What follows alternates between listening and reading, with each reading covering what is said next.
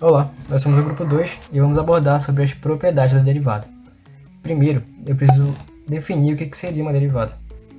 A derivada é a solução do problema da reta tangente, que é um problema no qual tem uma função, e traçando o gráfico dessa função e fixando um ponto nele, eu quero definir qual que é a inclinação dessa reta tangente que passa nesse ponto que foi fixado. Para isso, eu vou usar a reta secante, que tem 2 pontos no lugar de 1.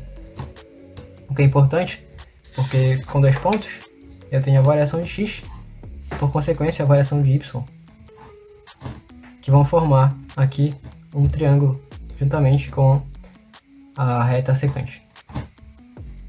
E como a inclinação da reta é igual a tangente de θ, a inclinação da reta vai ser igual ao cateto oposto, que é a variação de x que termina em f de x mais h, que começa em f de x, dividido pela variação do x, que eu estou chamando aqui de h.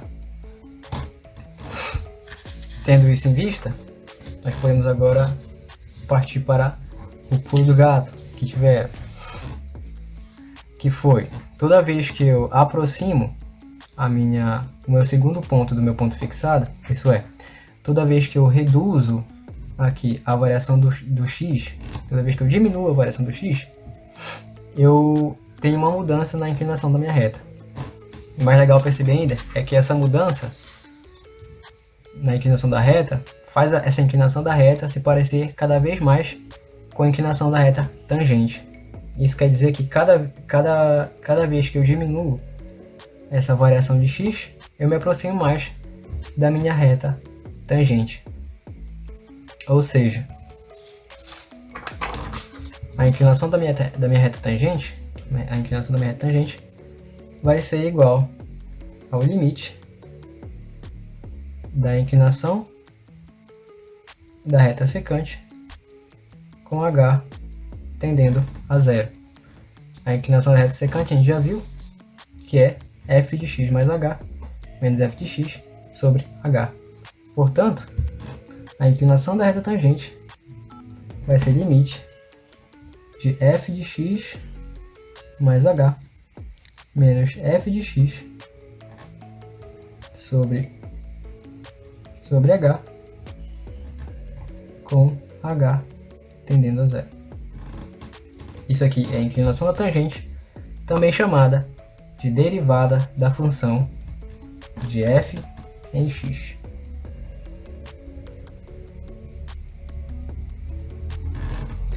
E essa fórmula vai ser bastante importante para demonstrar as propriedades a seguir.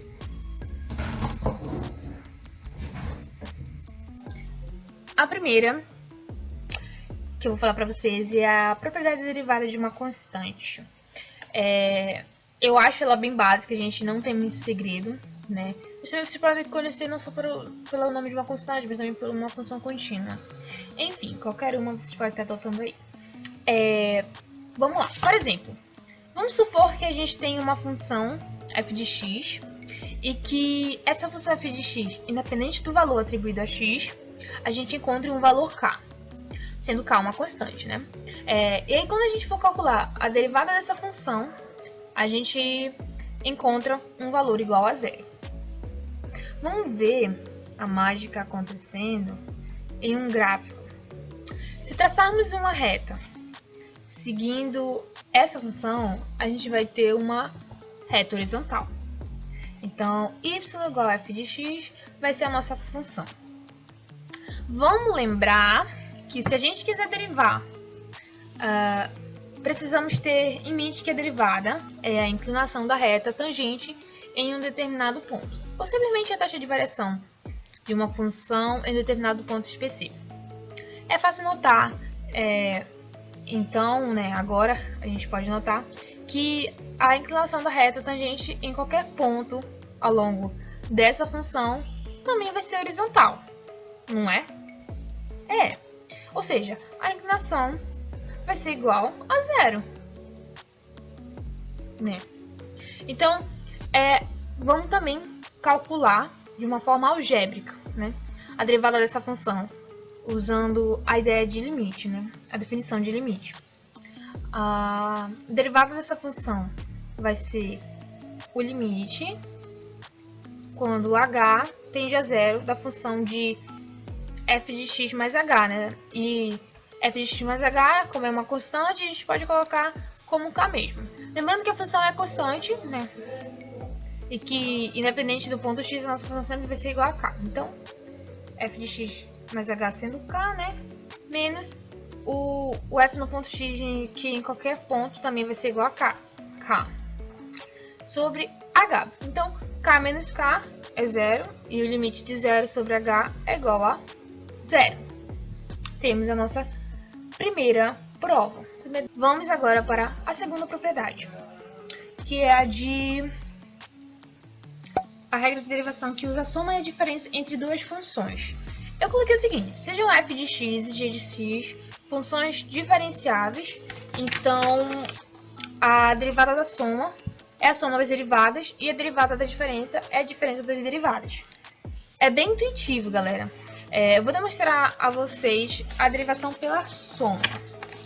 Se nós temos uma função f de x que é representada pela soma de outras duas funções e eu quero achar f de x, o que eu preciso fazer é derivar a primeira função e somar com a derivada da segunda. Como de praxe, vamos iniciar com a definição de derivada. Essa bem aqui, ó. Pá.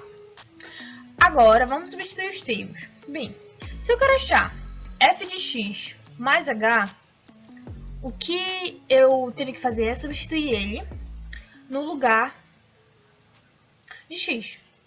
Vai ficar, repetindo o limite aqui, temos f de x mais h mais g de x mais h, e eu substituí o valor que estava aqui, né, dentro,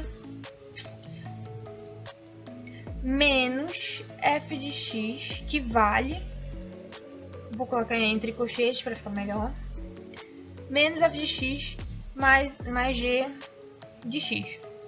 Tudo isso dividido pelo h quando o h tende a zero. Agora a gente tem que organizar. Temos uma série de somas aqui, né? A gente pode aplicar a propriedade distributiva desse sinal e aí a gente vai obter. Ah, tá. Preciso que você lembre que o limite da soma de A mais B quando x tende a A é igual a soma desses limites, assim, ó. Aqui. Então, aplicando essa ideia, a gente quebra em dois limites. F de x mais h, vou juntar com essa outra parte, menos f de x, dividido por h, quando h tende a zero, né? E para que isso seja igual a isso, eu preciso completar com o restante, né? E aí a gente vai ter mais o limite de h tendendo a zero, de g de x mais h, menos g de x sobre h. E agora ficou fácil, né? Porque a gente pode escrever, ou também posso falar, né? Resumir isso aqui em derivada de f de x mais a derivada de g de x.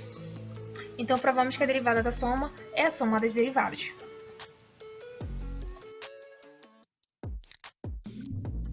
Bom dia a todos, eu sou a Camille e eu vou iniciar falando sobre a derivada da função identidade.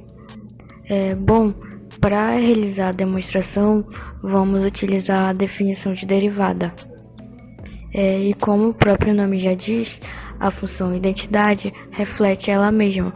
Então, o f de x mais h é o x mais h e o f de x é o x.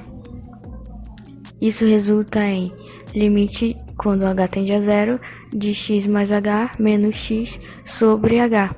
E como x e menos x são simétricos e o h irá dividir com h, resta apenas 1. Limite, quando h tende a zero, de 1. E, utilizando as propriedades de limite, sabemos que o limite de uma constante é a própria constante. Então, finalizamos a demonstração. A próxima demonstração será sobre a quinta propriedade, que diz que a derivada de uma constante vezes uma função é a constante vezes a derivada da função. Vamos iniciar considerando o que estamos derivando com uma nova função que será chamada de f. f é igual a constante k vezes a função. O nosso próximo passo é calcular a derivada de f, e para isso vamos utilizar a definição. O f de x mais h é o k vezes o f de x mais h, e o f de x é o k vezes f de x. Em seguida, colocamos a constante k em evidência. Utilizando a propriedade de limites de uma constante vezes uma função, temos que k vezes o limite quando h tende a zero de f de x mais h menos f de x sobre h, resultando na constante k vezes a derivada da função. A sexta propriedade que será apresentada é a regra do produto, também conhecida como regra de Leibniz. Assim como anteriormente, vamos permanecer considerando o que iremos derivar como uma nova função f. Após isso, iremos calcular a derivada de f utilizando a definição. Então, iremos reescrever como limite quando h tende a zero, f de x mais h, g de x mais h, menos f de x vezes g de x, tudo sobre h. Em seguida, utilizando a ideia de que somar e subtrair o mesmo valor não altera o resultado da expressão, iremos adicionar g de x mais h, f de x. Podemos observar que os dois últimos termos possuem o mesmo valor, porém com sinais contrários. Logo, a sua soma é igual a zero. No próximo passo, primeiro colocamos o primeiro termo, g de x mais h, em evidência, e em seguida colocamos o f de x na evidência. E, utilizando a propriedade da soma dos limites, separamos em duas partes e organizamos para facilitar o próximo passo. Em seguida, aplica-se a propriedade da multiplicação dos limites. Então, aplicando o limite, temos que limite quando h tende a zero de g de x mais h é igual a g de x. O segundo limite é a definição de derivada, então será f' de x, e o terceiro limite é f de x, e o último limite é a derivada da função g, então g de linha de x. Agora eu vou falar sobre a regra do quociente, né? A regra do quociente é a derivada de uma função sobre uma função, né? A regra do quociente diz que a derivada de uma função sobre uma função é determinada pelo numerador vezes a derivada do denominador menos a derivada do denominador vezes o numerador, e todos dividido pelo quadrado do denominador, né? Que é essa conta aqui. Então, vamos considerar f sobre g como um f, né? Então, aplicando f, o limite de f, teremos esse limite aqui. E substituindo, né, aqui por f e por g, teremos essa conta. Esse limite, no caso. Agora aqui a primeira coisa que precisamos fazer é colocar todos eles na mesma base, ou seja, no denominador, mesmo denominador. Então, vamos multiplicar esse por esse por esse e esse por esse. E colocar o h, passar o h multiplicando, né, pelo seu inverso. Então, teremos esse limite. Agora, vamos pegar esse termo aqui de baixo e trocar com esse h, né? Como eles estão multiplicando, né, não vai alterar na nossa conta, né? Vai ficar basicamente a mesma coisa. Então, teremos esse resultado. Agora, né, nós precisamos colocar em evidência f de x e g de x. O problema é que nós não temos como fazer isso agora, porque, né, não temos elementos suficientes. Então, vamos adicionar dois elementos, né, que é o f de x vezes g de x mais f de x vezes g de x, né? Como está subtraindo e somando ao mesmo tempo, isso aqui é igual a zero, então não muda o valor da equação, do limite. Bem, agora, né, que temos esses elementos aqui, nós podemos colocar em evidências eles. Então, colocando eles em evidência, teremos o seguinte limite. Agora a nossa conta, basicamente, né, ela já está praticamente quase toda resolvida.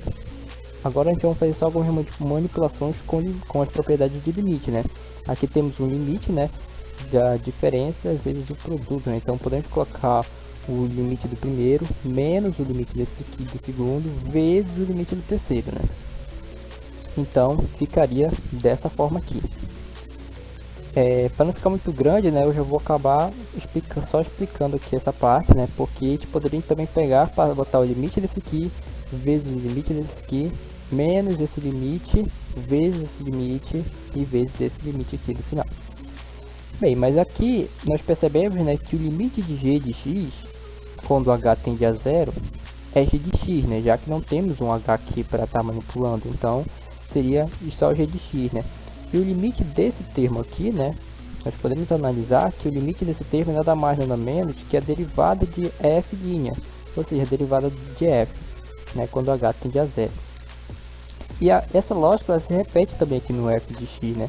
Então f de x aqui só ficaria f de x, e aqui seria o limite de g de g mais h menos g de x sobre h quando h tende a zero. E isso aqui, né, é literalmente a nossa g', a nossa derivada da g, vezes, né, esse limite aqui.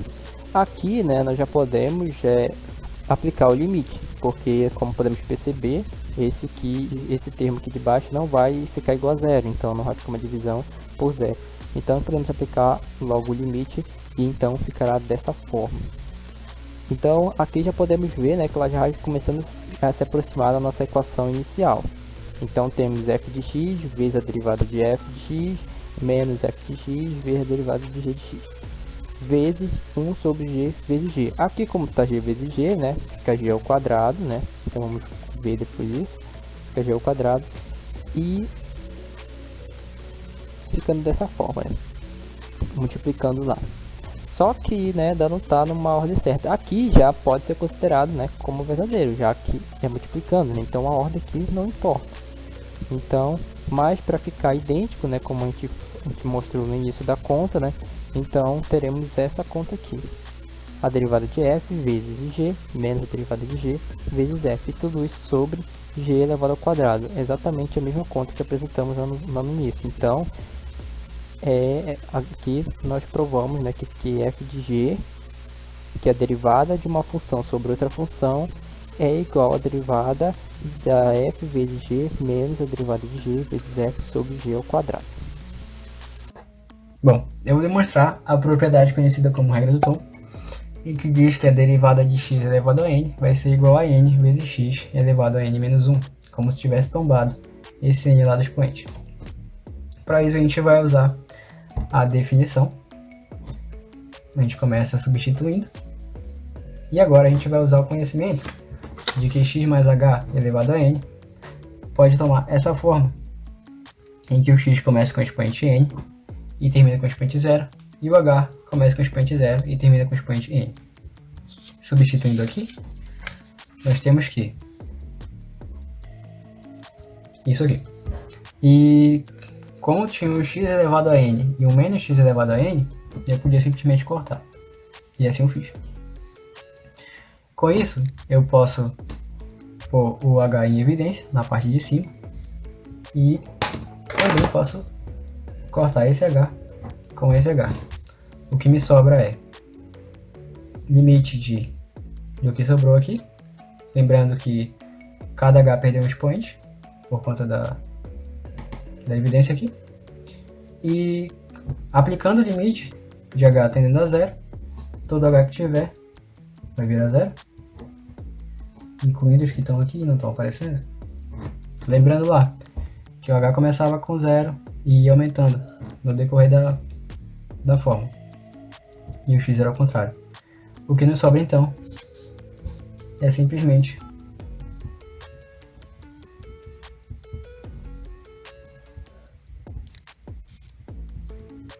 e tá aí, demonstrada a forma.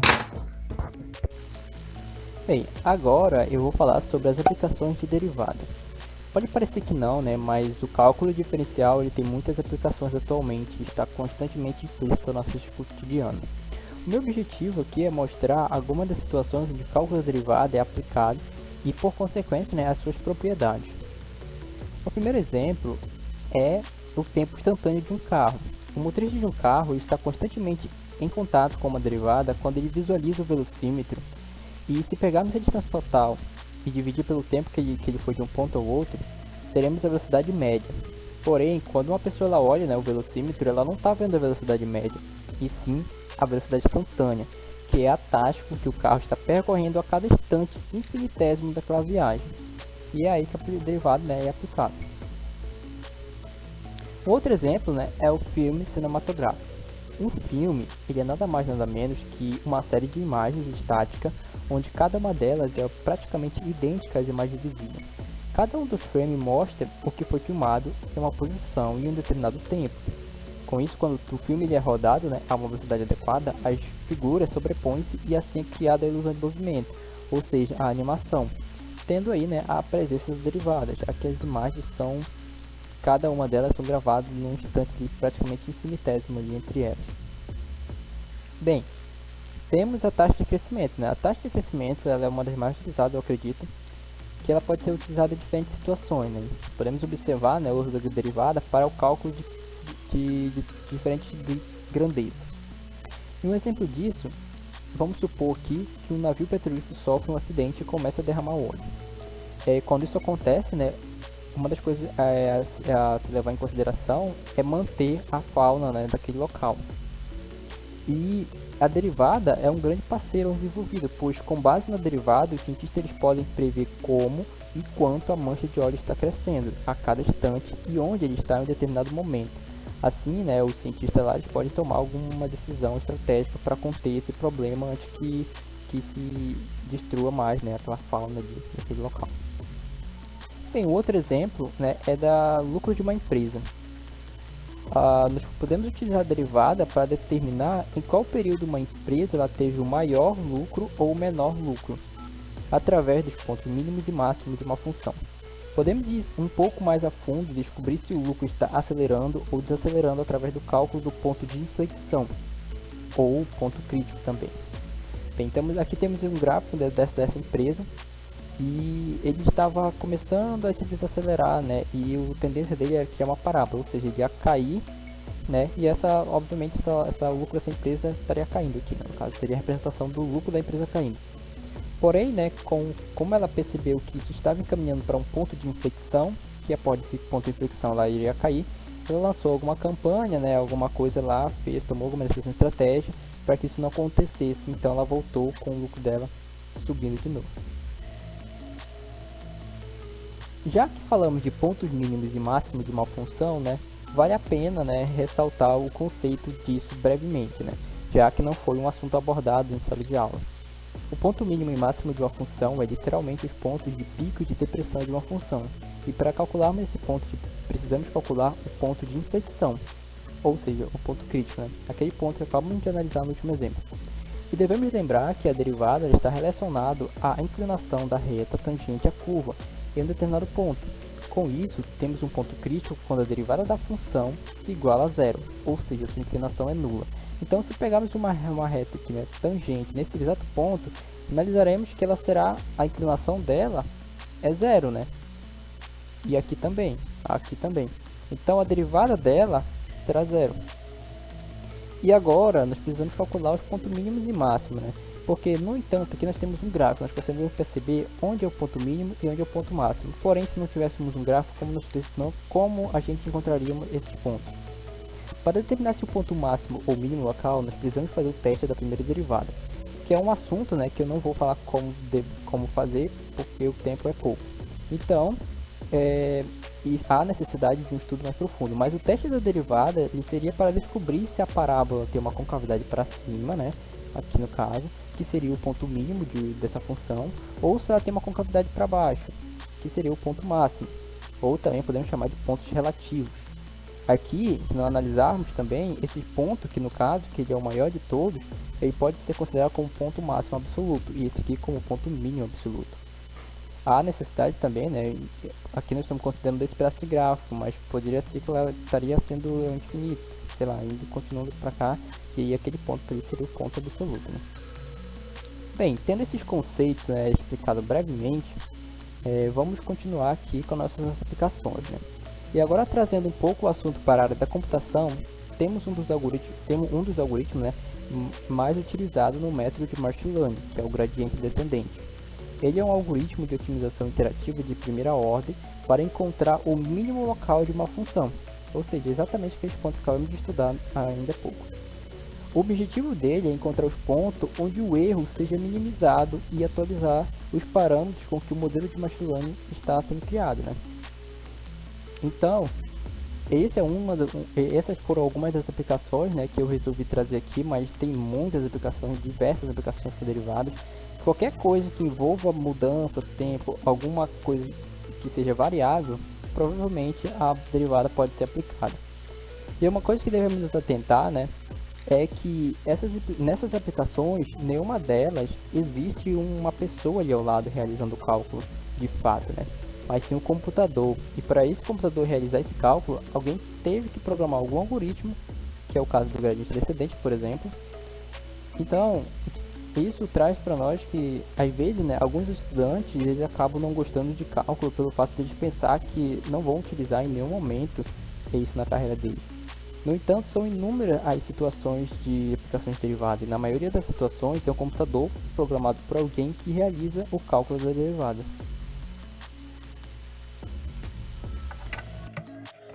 Então, pessoal, é isso. Falamos da definição de derivadas, que é imprescindível na demonstração das 8 propriedades que foram citadas. E vocês viram as aplicações, né? É um mundo de possibilidades. Para registro, esse assunto foi apresentado pelos acadêmicos Luísio, Daniel, Camille e por mim, Thalita, para a disciplina de cálculo 1. Ok? Obrigada.